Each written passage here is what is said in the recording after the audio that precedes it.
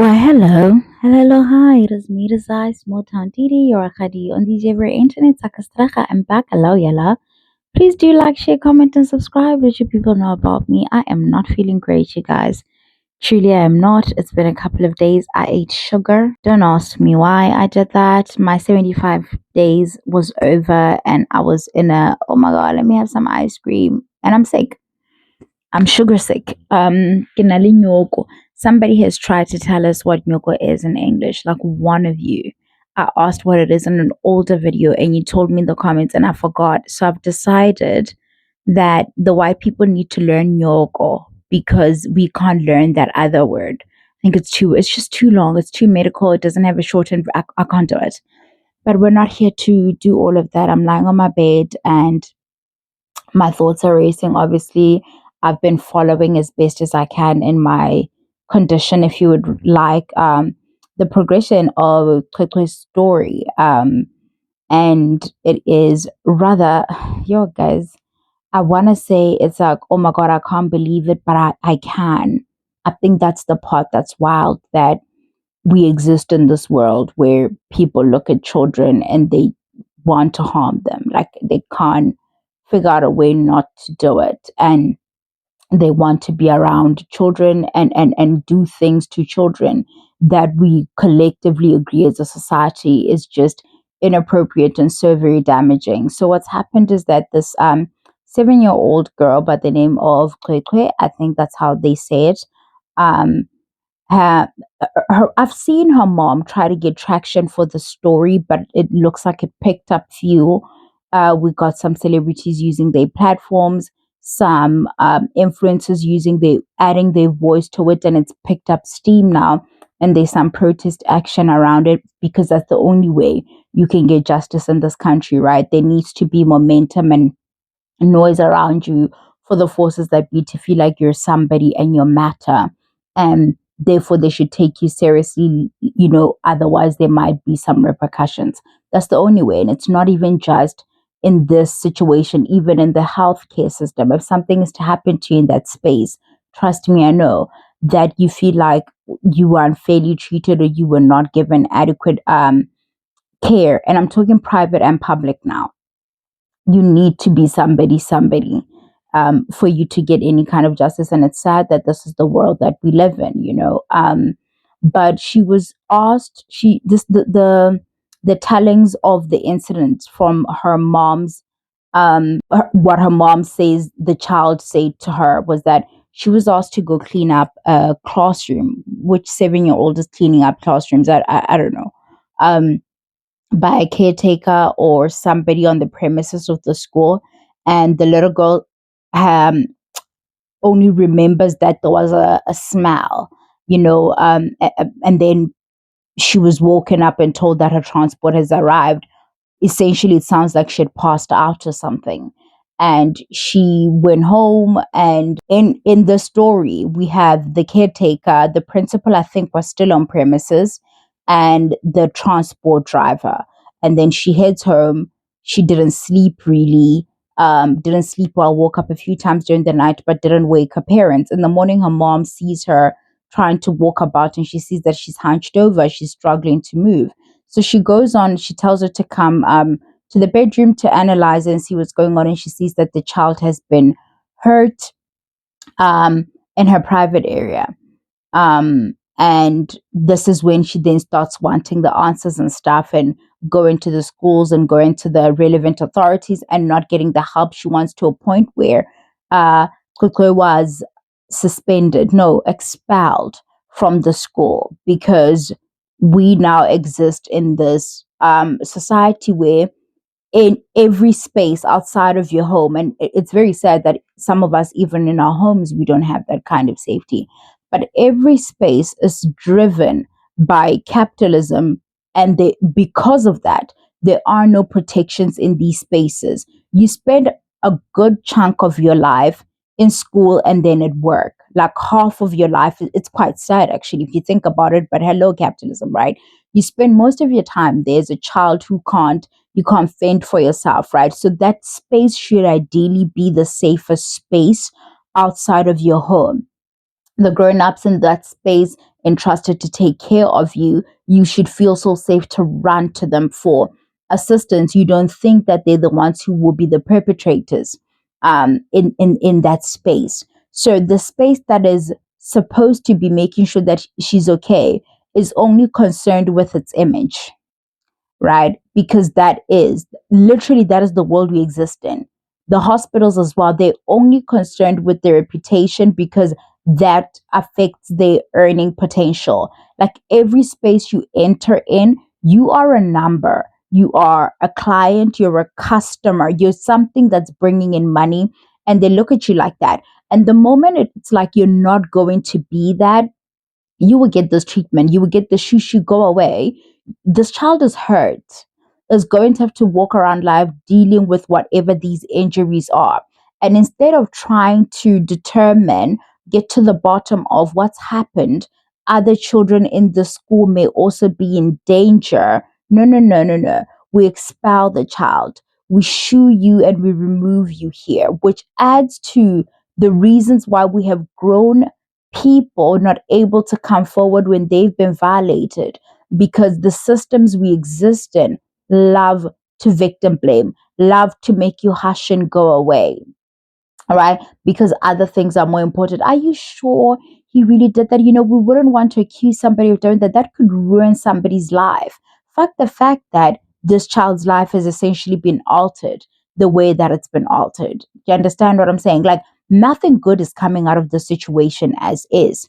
The only way to somewhat remedy the situation or get some kind of justice and prevent further harm is for everybody involved to cooperate. And the issue is that the principal does not want to cooperate with, or has been less than forthcoming with the authorities in terms of them trying to investigate and get, and it's his prerogative, right? That's the law. He can say certain things he doesn't want to give his DNA for this or whatever the issue is until they have the right paperwork in place to essentially force him or subpoena him into doing what it is that they need for the case to move forward. And I'm guessing they don't have those things in place right now. But you would think, or you would hope, that a person entrusted, it's not lost on me that he's a white man, and white people don't necessarily look at black children as children, like, or even as people, especially in this here race of South Africa. We cannot move away from that. Like, I don't care like what anybody's gonna say. It's go away. It's you're messing up the vibes here. Okay, this thing happened to you, whatever. Like, literally, that feels like the attitude. It's gonna go away quietly because you're nobody. Nobody's gonna come about you and ask about you, you little black girl, you one little black family over there. Nobody's gonna want, well, shit. Now the whole country wants the answers. Here we are, and I'm seeing women in their droves. And I'm not saying the men aren't there, but if the men want to be really, really honest, how many of their brothers are they seeing around them come out in their numbers and seek justice and add to the crowd, add to the chorus?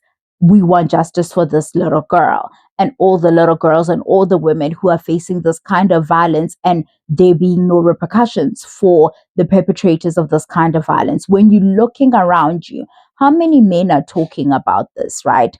The protectors, or men are naturally protect. Where are they right now? Here we have a white protector not wanting to give answers or aid the police in finding answers to prevent further harm to other children, but also to get justice for the young girl, for the little girl that's been hurt in the situation, right? But you run around you claiming it's a natural inclination, that they just born with this thing to want to provide and protect. If you guys don't cut it the fuck out with that bullshit, if you do not stop saying shit like that, they are never at your aid when you need them. Her mom is the one trying to get these answers. It's the women who are like, I've birthed a person. It's the woman who's never birthed a person but understands what's at stake here, that stopped everything she's doing in the last few days to say, no, man, no, Rith, this little girl needs our assistance. This little girl needs all our assistance. We need to stop everything that we're doing and put the pressure on them. It's always the women coming out here. And this is why we gotta be careful with the stuff that we say when things like this happen, right? Even when it's um, or a girl that you feel is preteen, in her teens, a young woman. Those things that we say around what was she wearing, this, that, and the other. These are the cases that further bark the argument where we explain that this is not about that. Violating somebody sexually is never about that, because what is arousing about a 7-year-old? Do you understand what I'm saying? This is a thing where somebody is sick in the brain and they are left in the care of children, because I heard that they're trying to get a sex registry going in this country. We have many children. Many people are walking around here with this wound of having been violated by a school caretaker, a teacher. um, I know plenty of malumes, and it's crazy to me that the faring to and fro from school of children, that responsibility is largely left up to men, because the taxi industry is largely dominated by men. We've seen the way, just like even outside of the sexual stuff, the recklessness with which they move when they're ferrying these kids to and fro, right? And I know from the time I was in high school, and some of these people are still entrusted to fake kids to school and pick them up and all of that stuff. I know 13-year-olds who had these people starting to creep up on them. Bomalume ba di-taxi, right? You guys know them. And to this day, they tried it with you when you were 13. Today you're a 35-year-old woman with kids of your own.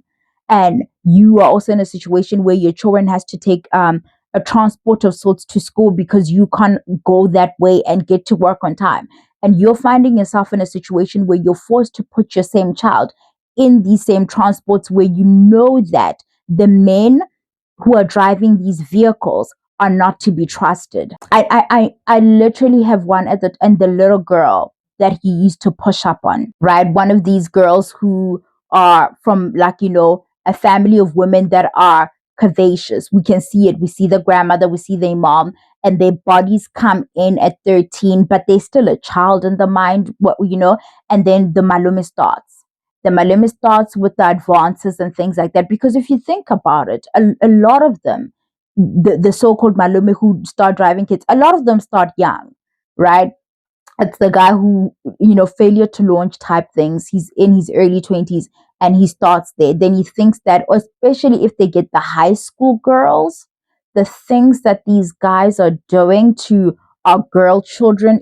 And by the way, this is for all kids. This is not just for us to be vigilant about the girl children. The boy kids are just as in danger. If School Ties was anything to go by, that documentary on Showmax, we already knew this shit was out there. But it was so important to see it, especially to see it in such affluent settings, in the schools that were covered in that documentary in particular, because it's everywhere. It's perverts are everywhere. It's that pervasive. And keeping quiet and wanting to protect the image of a school, because, if we say, then parents won't bring their kids here. If you say, if they see you publicly, distance yourself, shame the behavior, shun the person, put mechanisms in place, and be vocal about, we now don't allow children to be with teachers, just them two. This is not, if you have those things in place, it actually builds up and grows that trust, I would believe, versus pretending that, nothing is wrong here, and expelling the child, removing the child for it. Nothing to see here. I don't see what good could come from that. Because when it comes out 5 years down the line, that no, this was a thing, a bad kept secret in the school. The whispers were there that, you don't go around that particular groundskeeper. You don't go around that maths teacher. If you don't understand something, don't go to Mr. Mang Mang. Mr. Mang Mang is going to want to explain that and then do other things to you. Because these things are known. They tend to not be secrets, but we are so concerned with protecting the image of the school, and as well the image of, we don't want to ruin somebody's life, over protecting the very vulnerable group that cannot speak out for themselves. when it's time to advocate for children, we want to be the most careful we've ever been, so as to not ruin this grown person's life. And in doing that, somebody else shared their story that I came across, where they're like, when they were in primary school, they came forward about a teacher, and the other kids were also like, yeah, this has happened to me. But then when the grown-ups came to ask them, hey, is this true? The manner in which it was done was so confrontational. The other kids backed out. And this one girl was now accused of being this liar, right? And nothing was done about that teacher. A couple of months down the line, only was that teacher then moved away from the school. And that's what's done, right?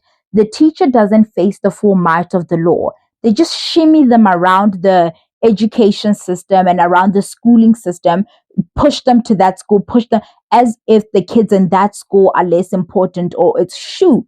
If they're out of sight, out of mind, then they are at that other school, then they're no longer my problem. The teachers are not going to, the parents are not going to come and want answers from me, and the school's reputation will not be tarnished. It's rubbish. It is complete rubbish how much we do not protect children. I am so proud of like the protest action and everything that's happened across social media to give the story momentum, and in so doing highlighting the little loopholes in our education system and our justice system at large, as to this is not uncommon. These things are happening in our homes, they're happening in our schools, they're happening in all types of spaces where we're supposed to be feeling safe. It's happening to the boys and the girls, and the perpetrators aren't always men. So when we're teaching the kids as to this is my body, don't touch me, don't touch me, you know that song, these are my this, and they name all their body parts.